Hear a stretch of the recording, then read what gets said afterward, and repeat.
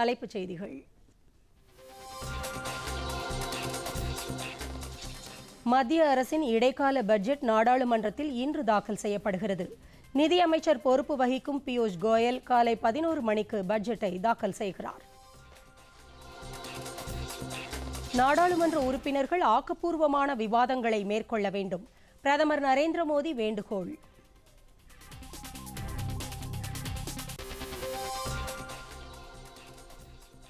$40,000 கோடி ரூபாயில் 6 நீர்மூழ்கி கப்பல்களை உள்நாட்டிலேயே தயாரிக்க பாதுகாப்பு தளவாட கொள்முதல் கவுன்சில் ஒப்புதல்.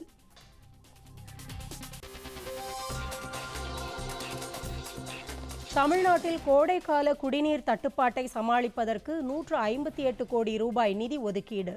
முதலமைச்சர் எடப்பாடி பழனிசாமி உத்தரவு. வடகொரியா அமெரிக்கா அதிபர்களுக்கிடையிலான சந்திப்பு தேதி அடுத்த வாரம் அறிவிக்கப்படும். டொனால்ட் ட்ரம்ப் தகவல்.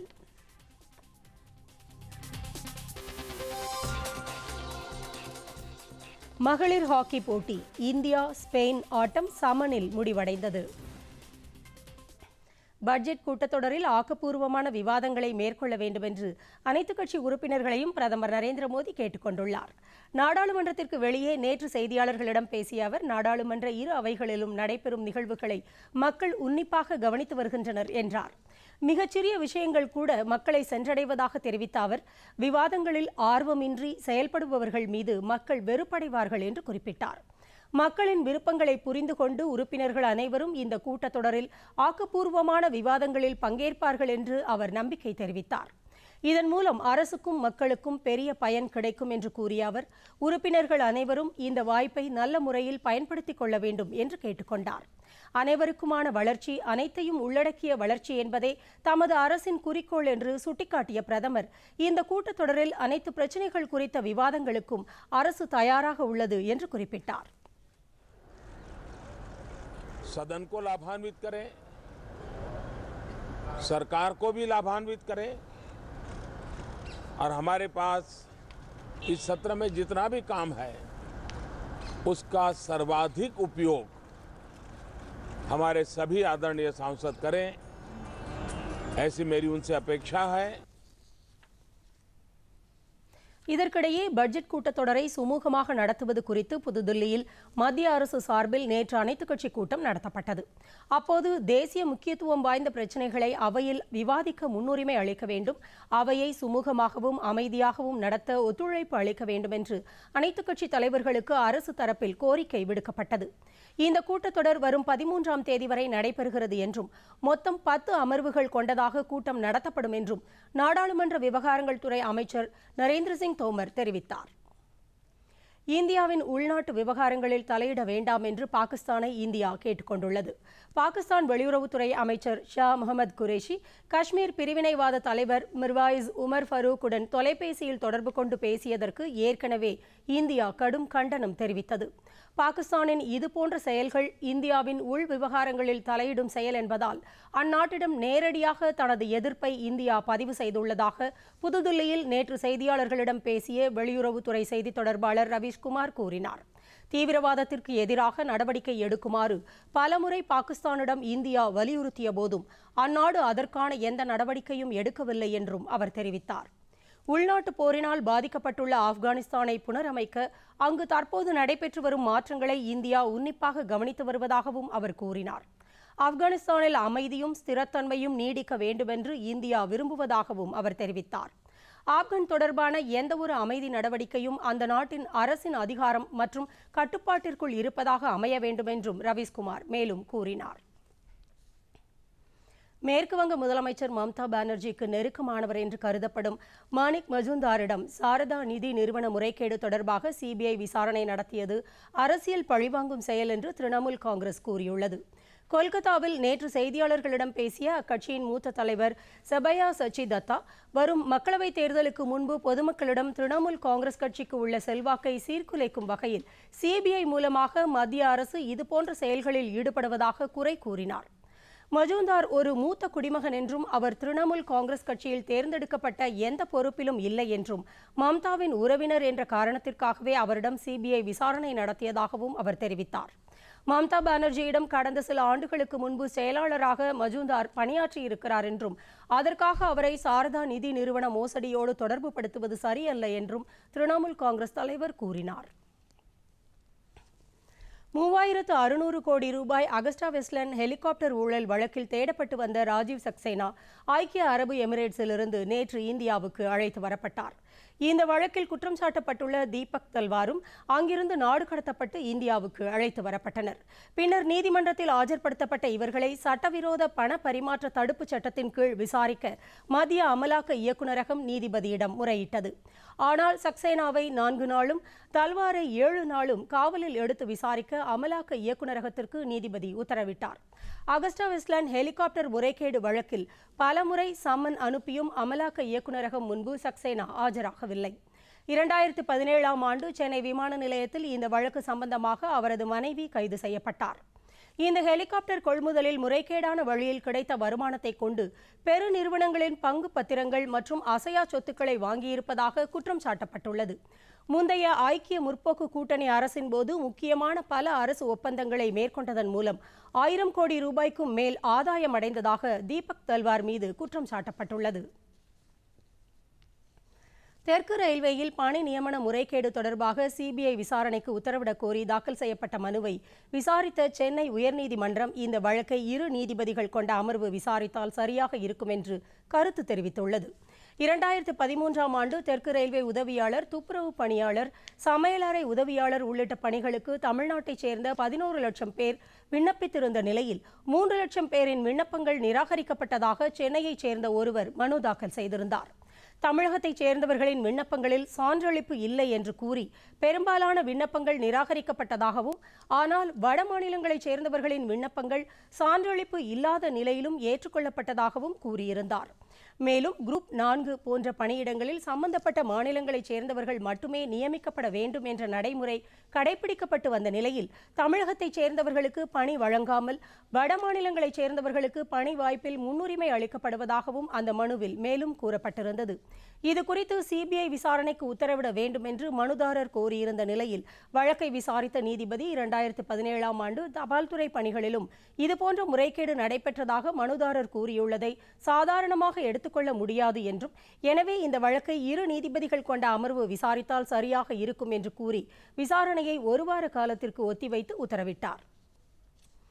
உள்நாட்டிலேயே 40,000 கோடி ரூபாய் செலவில் 6 நீர்மூழ்கி கப்பல்களை கட்டுவதற்கு பாதுகாப்புத்துறை அமைச்சர் நிர்மலா சீதாராமன் தலைமையிலான பாதுகாப்பு தளவாட கொள்முதல் கவுன்சில் ஒப்புதல் அளித்துள்ளது.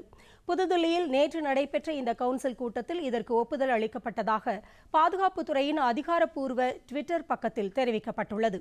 பாதுகாப்புத்துறைக்கு தேவைப்படும் தளவாடங்களை உள்நாட்டிலேயே தயாரிப்போம் திட்டத்தின் கீழ் பாதுகாப்புத்துறை அமைச்சகம் மேற்கொள்ள உள்ள மிகப்பெரிய திட்டம் இது என்றும் அதில் கூறப்பட்டுள்ளது. 6 நீர்மூழ்கி கப்பல்கள் இந்தியாவில் கட்டப்படும் போது அதன் உற்பத்தி திறன் மேம்படும் என்றும், சர்வதேச தொழில்நுட்பத்தில் இந்தியாவிலேயே அதிநவீன நீர்மூழ்கி கப்பல்களை கட்ட முடியும் என்ற நம்பிக்கை நமது நிறுவனங்களுக்கு ஏற்படும் என்றும் அதில் கூறப்பட்டுள்ளது. இராணுவத்திற்காக 5000 பீரங்கி எதிர்ப்பு மிலான் ஏவுகணைகளை கொள்முதல் செய்யவும் பாதுகாப்பு தளவாட கொள்முதல் கவுன்சில் ஒப்புதல் வழங்கியுள்ளது. சபரிமலையில் இளம் வயது பெண்களும் தரிசனம் செய்வதற்கு அனுமதிக்க வேண்டும் என்று உச்சநீதிமன்றம் அளித்த தீர்ப்பை எதிர்த்து தொடரப்பட்ட சீராய்வு மனுக்களை வரும் 6ஆம் தேதி விசாரிப்பதாக உச்சநீதிமன்றம் அறிவித்துள்ளது. மொத்தம் 51 சீராய்வு மனுக்கள் தாக்கல் செய்யப்பட்டுள்ளதால் அவை அனைத்தையும் ஒன்றாக தலைமை நீதிபதி ரஞ்சன் கோகோய் தலைமையிலான 5 நீதிபதிகள் கொண்ட அரசியல் சாசன அமர்வு விசாரிக்கும் என்று அறிவிக்கப்பட்டுள்ளது. இந்த அமர்வில் பெண் நீதிபதி இந்து மல்ஹோத்ராவும் இடம்பெறுகிறார். இவர் முன்பு இதே வழக்கில் தீர்ப்பளித்தபோது சபரிமலையில் இளம் பெண்களை அனுமதிக்க முடியாது என்று தீர்ப்பளித்தார் என்பது குறிப்பிடத்தக்கது. இதனிடையே அலகாபாத்தில் நேற்று செய்தியாளர்களிடம் பேசிய RSS தலைவர் மோகன் பாகவத், கேரளாவில் உள்ள இடதுசாரி ஜனநாயக அரசு சபரிமலை பக்தர்களுக்கு எதிராக அடக்குமுறையை கையாண்டதாக குற்றம் சாட்டினார். உச்சநீதிமன்ற தீர்ப்பை அமல்படுத்துவதாக கூறி இந்து சமய உணர்வுகளுக்கு எதிராக அந்த அரசு நடந்து கொண்டதாகவும் அவர் தெரிவித்தார். ஸ்டெர்லைட் ஆலையை மீண்டும் திறக்க கோரும் மனு மீதான விசாரணையை உச்சநீதிமன்றம் வரும் 5ஆம் தேதிக்கு தள்ளி வைத்துள்ளது. பசுமை தீர்ப்பாய உத்தரவுப்படி ஆலையை திறக்க அனுமதிக்க வேண்டும் என்று வேதாந்தா குழுமமும் திறக்கக்கூடாது என்று தமிழக அரசும் தாக்கல் செய்த மனுக்கள் உச்சநீதிமன்றத்தில் கடந்த 2 தினங்களாக விசாரிக்கப்பட்டு வருகின்றன. நேற்றைய விசாரணையின் போது தமிழக அரசின் சார்பில் ஆஜரான தமிழக அரசு வழக்கறிஞர் குரு கிருஷ்ணன் ஆலையிலிருந்து வெளியேற்றப்படும் ஜிப்சம் கழிவால் சுற்றுச்சூழல் மாசு ஏற்படுவதாக கூறினார். மாசு கட்டுப்பாட்டு விதிகளை நிர்வாகம் பின்பற்றுவதில்லை என்றும் குற்றம் சாட்டினார். இதைத் தொடர்ந்து ஸ்டெர்லைட் ஆலை தரப்பு வழக்கறிஞர் ஆர்யமா சுந்தரம் வாதிடுகையில் அனைத்து விதிகளையும் பின்பற்றித்தான் ஆலை செயல்படுகிறது என்றார். எந்த விதிமீறலும் இல்லாத ஸ்டெர்லைட் ஆலையை மூட வேண்டும் என்ற அரசு கூறுவது முழுக்க முழுக்க அரசியல் காரணம் என்றும் அவர் வாதிட்டார். இந்த வாதங்களை கேட்ட நீதிபதிகள் விசாரணையை வரும் 5ஆம் தேதிக்கு தள்ளி வைத்தனர். தமிழகத்தில் கோடை காலத்தில் சீரான குடிநீர் விநியோகத்திற்காக 158 கோடி ரூபாய் நிதி ஒதுக்கீடு செய்வதாக முதலமைச்சர் எடப்பாடி பழனிசாமி அறிவித்துள்ளார். வடகிழக்கு பருவமழை பொய்த்ததால் மேற்கொள்ளப்பட வேண்டிய குடிநீர் ஏற்பாடுகள் குறித்து முதலமைச்சர் சென்னை தலைமைச் செயலகத்தில் நேற்று ஆய்வுக் கூட்டம் நடத்தினார். அப்போது குடிநீர் தேவையை பூர்த்தி செய்ய ஆழ்துளை கிணறுகளை புதிதாக அமைப்பது, பழுதடைந்தவற்றை சீர் செய்வது மற்றும் தண்ணீர் இல்லாத ஆழ்துளை கிணறுகளை மழைநீர் சேகரிப்பு அமைப்பாக மாற்றுவது உள்ளிட்ட பணிகளை மேற்கொள்ள மாவட்ட ஆட்சியர்களுக்கு உத்தரவிட்டார். சென்னை நகருக்கு வரும் கோடை காலத்தில் குடிநீர் வழங்க ஏதுவாக குடிநீர் வாரியத்துக்கு 122 கோடி ரூபாயும், கிராமப்புற நகர்ப்புற பகுதிகளில் குடிநீர் விநியோகத்திற்கு 36 கோடி ரூபாயும் ஒதுக்கீடு செய்யப்பட்டிருப்பதாக அவர் அறிவித்தார்.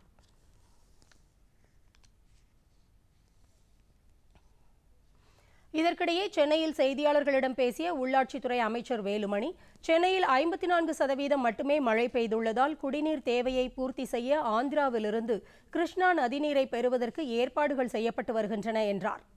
எருமையூர், நெய்வேலி உள்ளிட்ட பகுதிகளிலிருந்து சுமார் 20 கோடி ரூபாய் மதிப்பில் தண்ணீர் கொண்டுவரும் பணிகள் நடைபெற்று வருவதாகவும் கூறினார். நாட்டில் கடந்த 5 ஆண்டுகளாக வேலைவாய்ப்புகள் வெகுவாக குறைந்துவிட்டதாக திமுக தலைவர் மு.க.ஸ்டாலின் கூறியுள்ளார். அவர் வெளியிட்டுள்ள அறிக்கையில் மத்திய மாநில அரசின் நிர்வாக குறைபாடுகளே வேலைவாய்ப்பு குறைவிற்கு காரணம் என்று கூறியுள்ளார். கடந்த 45 ஆண்டுகளில் இல்லாத அளவிற்கு வேலைவாய்ப்பு குறைந்துள்ளதாகவும், வரலாறு காணாத வேலைவாய்ப்பின்மை 6.1% குறைந்துவிட்டது என்று தேசிய மாதிரி ஆய்வு அமைப்பு அறிக்கை வெளியிட்டுள்ளதாகவும் ஸ்டாலின் கூறியுள்ளார். பண மதிப்பிழப்பு நடவடிக்கையால் 15 முதல் 29 வயதுக்கு உட்பட்டவர்கள்தான் அதிகம் பாதிக்கப்பட்டுள்ளனர் என்று புள்ளி விவரங்கள் கூறுகின்றன என்று சுட்டிக்காட்டியுள்ள ஸ்டாலின், தமிழகத்தில் மட்டும் வேலைவாய்ப்பு அலுவலகங்களில் 80 லட்சம் பேர் வேலைவாய்ப்புக்காக பதிவு செய்துவிட்டு காத்திருப்பதாகவும் தெரிவித்துள்ளார். அடுத்து சில முக்கிய செய்திகளை விரைவு செய்திகளாக பார்ப்போம். தேர்தல் பிரச்சாரத்தை பிரதமர் நரேந்திர மோடி பிப்ரவரி மாதம் 10ஆம் தேதி தொடங்கி வைக்கிறார். கர்நாடகாவின் ஹூபாலில் இருந்து பிரச்சாரம் தொடங்க இருப்பதாக அம்மாநில பிஜேபி தலைமை தெரிவித்துள்ளது. பிஜேபி தலைவர் அமித்ஷாவும் பிப்ரவரி 14 மற்றும் 21 ஆகிய தேதிகளில் கர்நாடகாவில் பிரச்சாரம் செய்ய இருப்பதாக கர்நாடக பிஜேபி தலைவர் எடியூரப்பா தெரிவித்துள்ளார். மத்திய புலனாய்வு நிறுவனமான சிபிஐக்கு 4 புதிய அதிகாரிகளை மத்திய அரசு நியமித்துள்ளது. அகிலேஷ் குமார் சிங், ஏடி துரைக்குமார் ஆகியோர் டிஐஜிகளாக நியமிக்கப்பட்டுள்ளனர். இதேபோல் புட்டா விமலாதித்யா, அகிலேஷ்குமார் சௌராசியா ஆகியோர் காவல் கண்காணிப்பாளர்களாக நியமிக்கப்பட்டுள்ளனர். சிபிஐயின் புதிய இயக்குநர் நியமனம் தொடர்பான உயர்மட்ட குழு நாளை கூடவிருக்கும் நிலையில் இந்த 4 அதிகாரிகளும் நியமிக்கப்பட்டுள்ளனர். ஜம்மு காஷ்மீர் மாநிலம் குப்வாரா மாவட்டத்தில் 70 கோடி ரூபாய் மதிப்புள்ள போதைப் பொருட்கள் கைப்பற்றப்பட்டுள்ளன. இது தொடர்பாக 2 பேர் கைது செய்யப்பட்டு அவர்களிடமிருந்து 19 கிலோ போதைப் பொருட்களை காவல்துறையினர் கைப்பற்றினார்கள். எல்லை கட்டுப்பாட்டு கோட்டு பகுதியில் காவல்துறையினர் வாகன சோதனையில் ஈடுபட்டிருந்த போது இது கைப்பற்றப்பட்டது. பாகிஸ்தான் ஆக்கிரமிப்பு காஷ்மீர் பகுதியில் இருந்து இந்த போதைப் பொருட்கள் கடத்தப்பட்டுள்ளதாக முதல்கட்ட விசாரணையில் தெரியவந்துள்ளது. தேசிய ஜனநாயக கூட்டணியில் அங்கம் வகிக்கும் முக்கிய கட்சிகளில் ஒன்றான சிரோன்மணி அகாலிதள் கட்சி நேற்று அக்கூட்டணி கட்சித் தலைவர்களின் கூட்டத்தை புறக்கணித்தது. சீக்கியர்கள் மற்றும் குருத்வாரா பிரச்சனைகளில் RSSின் தலையீடுகளை கண்டிக்கும் வகையில் அக்கட்சி இந்த புறக்கணிப்பில் ஈடுபட்டது. சீக்கியர்களின் உள்விவகாரங்களில் RSS தலையிடுவதை வன்மையாக கண்டிப்பதாக சிரோன்மணி அகாலிதள் கட்சியின் செய்தி தொடர்பாளரும் மாநிலங்களவை உறுப்பினருமான நரேஷ் குஜரால் தெரிவித்துள்ளார். தோல்பொருள் மூலம் ஆண்டுக்கு 10,000 கோடி ரூபாய் அளவுக்கு ஏற்றுமதி நடைபெற்று வருவதாகவும், சுமார் 25 லட்சம் பேருக்கு வேலைவாய்ப்பு கிடைத்து வருவதாகவும் தமிழக துணை முதலமைச்சர் ஓ பன்னீர்செல்வம் கூறியுள்ளார். சென்னையில் நந்தம்பாக்கம் வர்த்தக மையத்தில் 34வது இந்திய தோல்பொருள் கண்காட்சியை தொடங்கி வைத்து பேசிய அவர் இதை தெரிவித்தார். தோல்பொருள் உற்பத்தி செய்யும் தொழில் மிக பழமையானது என்றும் இதில் தொடர்ந்து முன்னேற்றம் ஏற்பட்டு தொழில்துறை வளர்ச்சிக்கு ஊக்கம் அளிக்க வேண்டும் என்றும் இதற்கு தேவையான உதவிகளை தமிழக அரசு வழங்கும் என்றும் உறுதியளித்தார். நிகழ்ச்சியில் அமைச்சர்கள், வெளிநாட்டு பிரதிநிதிகள் உள்ளிட்ட பலர் கலந்து கொண்டனர். தமிழகத்தில் மார்ச் 10ஆம் தேதி போலியோ சொட்டு மருந்து முகாம் நடைபெறும் என்று அறிவிக்கப்பட்டுள்ளது. வழக்கமாக பிப்ரவரி மாதத்தில் நடைபெறும் இந்த போலியோ சொட்டு மருந்து முகாம் தற்போது மார்ச் மாதம் நடைபெறும் என்று அறிவிக்கப்பட்டுள்ளது. இந்த முகாமில் ஆண்டுதோறும் 5 வயதுக்குட்பட்ட குழந்தைகளுக்கு 2 தவணையாக போலியோ சொட்டு மருந்து வழங்கப்பட்டு வருகிறது. இதன்படி தமிழகத்தில் மார்ச் 10ஆம் தேதி போலியோ சொட்டு மருந்து வழங்கும் முகாம்கள் அமைக்கப்பட உள்ளன. தமிழகத்தில் மார்ச் 1 தேதியிலிருந்து உரிமம் இல்லாமல் குழந்தைகள் மற்றும் பெண்கள் விடுதி இயங்கக்கூடாது என்று சென்னை உயர்நீதிமன்ற மதுரை கிளை உத்தரவிட்டுள்ளது. உரிமம் கோரி விண்ணப்பித்தவர்களுக்கு பிப்ரவரி 15ஆம் தேதிக்குள் தீயணைப்புத்துறை தடையில்லா சான்றிதழ் வழங்க வேண்டும் என்றும், பிப்ரவரி 28ஆம் தேதிக்குள் உரிமம் வழங்குவது குறித்து அந்தந்த மாவட்ட நிர்வாகம் முடிவெடுக்க வேண்டும் என்றும் உத்தரவிடப்பட்டுள்ளது. சென்னை வேளச்சேரி குருநானக் கல்லூரி வளாகத்தில் நடைபெற்று வரும் 10வது இந்து ஆன்மீக கண்காட்சியில் வைணவ மதத்தில் கோட்பாடுகள் பற்றி நேற்று பல்வேறு மடாதிபதிகள் விளக்கமளித்தனர். இதில் முன்னாள் தலைமை தேர்தல் ஆணையர் கோபாலசாமி, பட்டய கணக்காளர் குருமூர்த்தி மற்றும் வைணவ மடாதிபதிகள் கலந்து கொண்டனர். அடுத்து வருவது உலக செய்திகள்.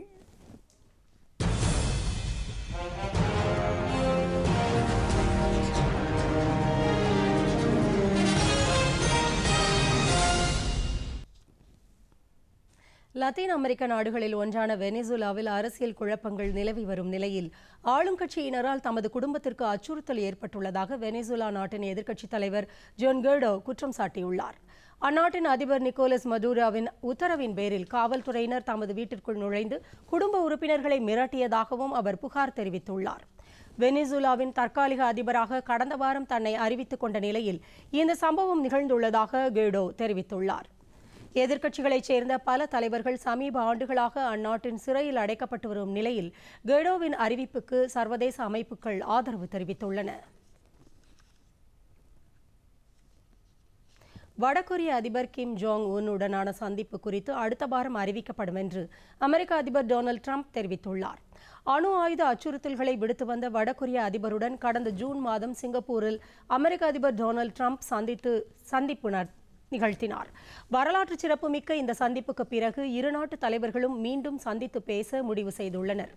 கொரிய தீபகற்பத்தில் அமைதியை நிலைநாட்டவும் அணு ஆயுத பரவலை தடுப்பது குறித்தும் இவர்கள் மீண்டும் பேச இருப்பதாக கூறப்படுகிறது. மீண்டும் பெரும் எதிர்பார்ப்பை ஏற்படுத்தியுள்ள இந்த சந்திப்பு குறித்து அடுத்த வாரம் அறிவிக்கப்படும் என்று அமெரிக்க அதிபர் டொனால்டு ட்ரம்ப் வாஷிங்டனில் நேற்று செய்தியாளர்களிடம் தெரிவித்தார். இந்த சந்திப்பு குறித்து ரகசியம் ஏதும் இல்லை என்றும் ஆக்கப்பூர்வமான சந்திப்பாக இது இருக்கும் என்றும் ட்ரம்ப் தெரிவித்துள்ளார். அமெரிக்க அதிபருடனான இரண்டாவது சந்திப்பு குறித்து வடகொரியா எந்தவித உறுதியான நடவடிக்கையும் எடுக்கவில்லை என்று சர்ச்சை எழுந்துள்ள நிலையில் அமெரிக்க அதிபரின் இந்த அறிவிப்பு முக்கியத்துவம் பெறுகிறது. இலங்கையில் இராணுவத்திற்கும் எல்டிடிஇயினருக்கும் இடையே நடைபெற்ற மோதல் முடிவுக்கு வந்த பின்னர் வடக்கு மன்னார் மாவட்டத்தில் தமிழர்கள் அதிகமாக வசித்த பகுதிகளில் மிகப்பெரிய சவக்குழி ஒன்று சமீபத்தில் கண்டுபிடிக்கப்பட்டது. இதில் ஆண்கள், பெண்கள், குழந்தைகள் ஆகியோரின் எலும்புக்கூடுகள் கண்டெடுக்கப்பட்டன. இந்த எலும்புக்கூடுகளின் மாதிரிகளை தற்போது இலங்கை அரசு அமெரிக்க ஆய்வகத்திற்கு அனுப்பியுள்ளது. மரபணு சோதனை மூலம் உயிரிழந்தவர்கள் யார் என்பதை கண்டுபிடிக்க முடிவு செய்யப்பட்டுள்ளதாக காணாமல் போனவர்களை கண்டுபிடிக்க அமைக்கப்பட்டுள்ள இலங்கை அரசின் அலுவலகம் தெரிவித்துள்ளது. இதில் கிடைக்கும் தகவல்கள் மூலமாக எலும்புக்கூடுகள் இருந்த பகுதி இலங்கை இராணுவத்தின் கட்டுப்பாட்டில் இருந்ததா, எல்டிடிஇயினரின் கட்டுப்பாட்டில் இருந்ததா என்பது தெரிய வரும் என்றும் அந்த அலுவலகம் கூறியுள்ளது. இந்திய பகுதிக்கு உட்பட்ட இந்தூஸ் நதி படுகையை சமீபத்தில் பாகிஸ்தானிலிருந்து வந்த மூத்த அதிகாரிகள் அடங்கிய குழுவினர் பார்வையிட்டனர். இந்த பகுதியில் இந்தியா மேற்கொண்டு வரும் பணிகளை அவர்கள் ஆய்வு செய்தனர். தற்போது இந்திய பிரதிநிதிகள் பாகிஸ்தான் எல்லைக்குள் உள்ள இந்தூஸ் நதி பகுதியில் அந்நாடு மேற்கொண்டு வரும் பணிகளை ஆய்வு செய்ய உள்ளனர். இதற்காக இந்திய பிரதிநிதி குழுவுக்கு பாகிஸ்தான் அழைப்பு விடுத்துள்ளது. பாகிஸ்தான் குழுவினர் கடந்த அக்டோபர் மாதம் இந்தியாவுக்கு வருவதாக இருந்தது. ஆனால் ஜம்மு காஷ்மீர் மாநிலத்தில் உள்ளாட்சி தேர்தல் நடைபெற்றதால் அவர்களது வருகை தள்ளி வைக்கப்பட்டது. இந்தியா பாகிஸ்தானிடையே 1960ஆம் ஆண்டு ஏற்பட்ட இந்து நதிநீர் பங்கீட்டு ஒப்பந்தத்தின்படி இருதரப்பும் அவ்வப்போது ஆய்வு செய்வது கட்டாயமாக்கப்பட்டுள்ளது. அமெரிக்காவில் குடியேறுவதற்கான H-1B விசா பெறுவதற்கு அமெரிக்க பல்கலைக்கழகங்களில் மேற்படிப்பு படித்த வெளிநாட்டவர்களுக்கு முன்னுரிமை வழங்கப்பட உள்ளது. அமெரிக்கர் அல்லாத வெளிநாட்டவர்களுக்கு அமெரிக்க குடியுரிமை பெறுவதற்காக வழங்கப்படும் H-1B விசா பெறுவதில் அமெரிக்க அதிபர் பல்வேறு விதிகளை புகுத்தியதால் வெளிநாட்டவர்கள் அமெரிக்க குடியுரிமை பெறுவதில் சிக்கல் ஏற்பட்டது. அதையடுத்து அமெரிக்காவில் வேலைவாய்ப்புக்காக சென்று குடியுரிமை பெறுவதற்காக விண்ணப்பித்தவர்களின் கோரிக்கைகளுக்கு ஏற்ப அமெரிக்க அரசு இந்த விசா நடைமுறையில் புதிய மாற்றத்தை ஏற்படுத்தியுள்ளது. அதன்படி அமெரிக்க பல்கலைக்கழகங்களில் பட்டம் மேற்படிப்பு படித்தவர்களுக்கு வரும் ஏப்ரல் மாதம் முதல் முன்னுரிமை வழங்க அமெரிக்க குடியுரிமை மற்றும் குடியேற்ற பிரிவு இயக்குநர் பிரான்சிஸ் சிஸ்னா தெரிவித்துள்ளார். இந்த அறிவிப்பின் மூலமாக H-1B விசா பெறுவதில் 16% அதிகரிக்கும் என்று தெரிய வருகிறது. ஆண்டுதோறும் 65,000 பேர்களுக்கு வழங்கப்பட்டு வரும் H-1B விசா தற்போது அறிவிக்கப்பட்டுள்ள திட்டத்தின் மூலமாக மேலும் 20,000 பேர்களுக்கு கிடைக்கும் என்று எதிர்பார்க்கப்படுகிறது. இனி விளையாட்டுச் செய்திகள்.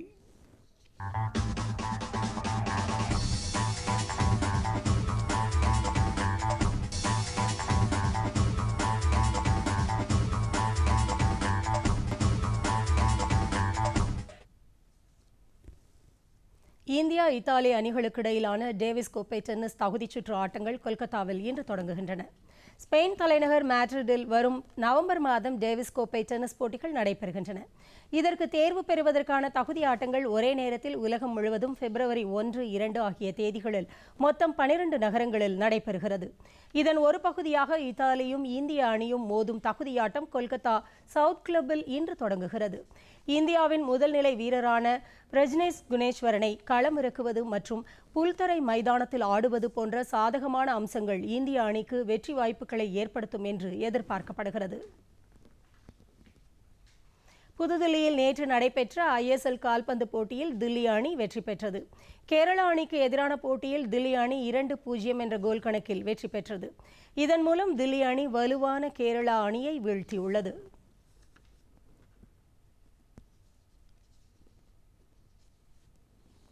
முர்சியாவில் நடைபெற்ற இந்தியா ஸ்பெயின் அணிகளுக்கு இடையிலான 4வது மற்றும் கடைசி ஹாக்கி போட்டி 2-2 என்ற கோல் கணக்கில் சமநிலையில் முடிவடைந்தது.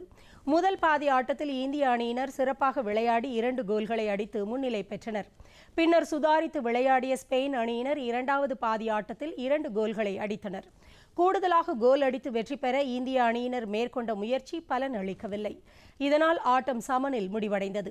ஸ்பெயின் அணிக்கு எதிரான 4 போட்டிகள் கொண்ட தொடரும் சமனில் முடிவடைந்தது.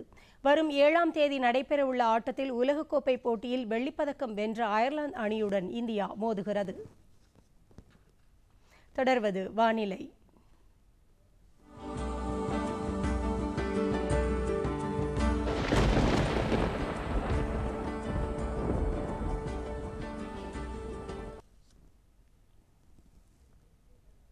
தமிழகம் மற்றும் புதுச்சேரியில் வறண்ட வானிலையே நீடிக்கும் என்று சென்னை வானிலை ஆய்வு மையம் தெரிவித்துள்ளது. இது தொடர்பாக அந்த மையம் வெளியிட்டுள்ள செய்திக்குறிப்பில் தமிழகத்தின் ஓரிரு இடங்களிலும் காரைக்கால் பகுதியிலும் லேசான மழை பதிவாகியுள்ளதாக தெரிவிக்கப்பட்டுள்ளது. சென்னையை பொறுத்த அளவில் பொதுவாக வானம் மேகமூட்டத்துடன் காணப்படும் என்றும் அதிகபட்ச வெப்பநிலை 30 டிகிரி செல்சியஸாகவும் குறைந்தபட்ச வெப்பநிலை 22 டிகிரி செல்சியஸாகவும் இருக்கும் என்றும் வானிலை ஆய்வு மையம் தெரிவித்துள்ளது. நீலகிரி மாவட்டத்தில் இரவு நேரங்களில் மூடுபனி நிலவும் என்றும் அதில் குறிப்பிடப்பட்டுள்ளது. உலகின் பல்வேறு பகுதிகளில் நடைபெற்ற சில சுவாரஸ்யமான நிகழ்ச்சிகளின் தொகுப்பு.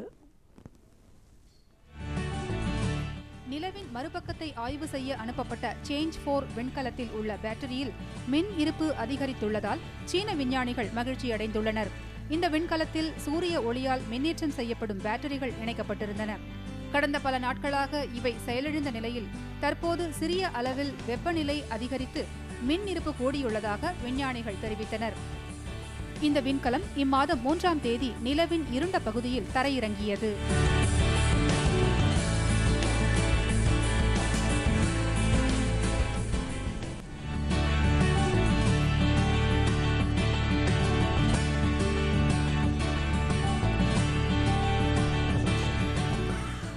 மாஸ்கோவில் உள்ள வனவிலங்கு சரணாலயத்தில் பனிப்பொழிவு அதிகரித்து குளிர் கலந்த இதமான வெப்பநிலை நிலவுவதால் அங்குள்ள விலங்குகள் உற்சாகமடைந்துள்ளன.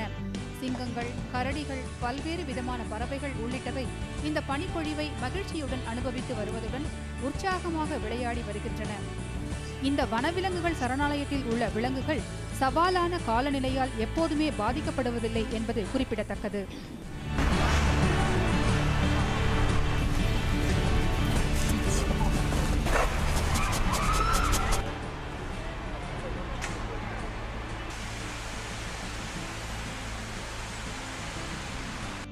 அமெரிக்காவின் பல பகுதிகளில் தொடர்ந்து கடும் பனிப்பொழிவு நிலவி வருகிறது. மிச்சிகன், லோவா, இண்டியானா, இல்லினாய்ஸ் உள்ளிட்ட பல பகுதிகளில் மிக குறைந்த வெப்பநிலை நிலவி வருகிறது. பென்சில்வேனியா, சிகாகோ உள்ளிட்ட பகுதிகளில் மைனஸுக்கும் குறைவான வெப்பநிலை நிலவி வருகிறது. நியூயார்க் நகரிலும் கடும் பனிப்பொழிவு ஏற்பட்டுள்ளது. இதனால் வாகன போக்குவரத்தும் கடுமையாக பாதிக்கப்பட்டுள்ளது.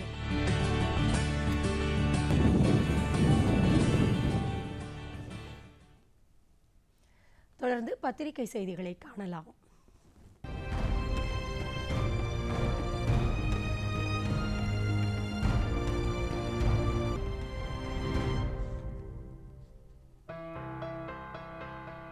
நியாய விலை கடைகளில் துவரம் பருப்பு, பாமாயில் விநியோகம் மேலும் ஓராண்டு நீட்டிப்பு. தினத்தந்தி.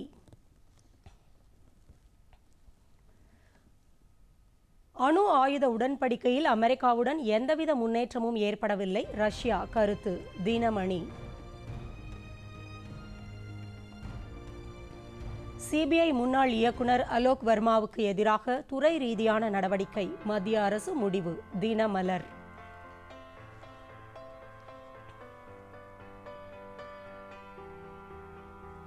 நிலவில் -190 டிகிரி வெப்பநிலை. கடும் குளிரிலும் மீண்டும் செயல்பட்டது சாங்கோ 4 ஆய்வுக்களம். தினகரன்.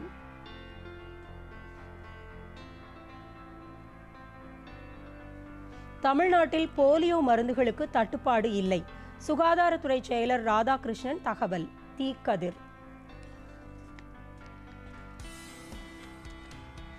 கொடநாடு சம்பவம் தொடர்பாக பத்திரிகையாளர்கள் மேத்யூ சாமுவேல் முதல்வர் குறித்து பேச விதிக்கப்பட்ட தடை நீட்டிப்பு. சென்னை உயர்நீதிமன்றம் உத்தரவு. தி இந்து தமிழ். மீண்டும் தலைப்புச் செய்திகள். மத்திய அரசின் இடைக்கால பட்ஜெட் நாடாளுமன்றத்தில் இன்று தாக்கல் செய்யப்படுகிறது. நிதியமைச்சர் பொறுப்பு வகிக்கும் பியூஷ் கோயல் காலை 11 மணிக்கு பட்ஜெட்டை தாக்கல் செய்கிறார். நாடாளுமன்ற உறுப்பினர்கள் ஆக்கப்பூர்வமான விவாதங்களை மேற்கொள்ள வேண்டும், பிரதமர் நரேந்திர மோடி வேண்டுகோள்.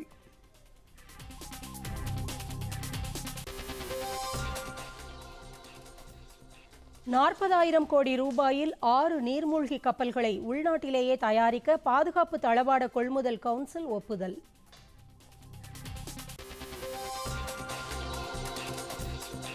தமிழ்நாட்டில் கோடைக்கால குடிநீர் தட்டுப்பாட்டை சமாளிப்பதற்கு 158 கோடி ரூபாய் நிதி ஒதுக்கீடு. முதலமைச்சர் எடப்பாடி பழனிசாமி உத்தரவு. வடகொரியா, அமெரிக்கா அதிபர்களுக்கிடையிலான சந்திப்பு தேதி அடுத்த வாரம் அறிவிக்கப்படும். டொனால்ட் ட்ரம்ப் தகவல்.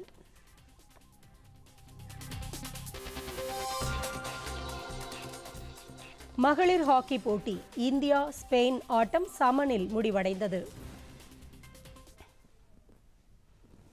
பொதிகை செய்திகளை யூடியூபில் தமிழ் நியூஸ் தூர்தர்ஷன் என்ற சேனலிலும், ட்விட்டரில் Tamil news Doordarshan @DD News Chennai என்ற பக்கத்திலும் காணலாம்.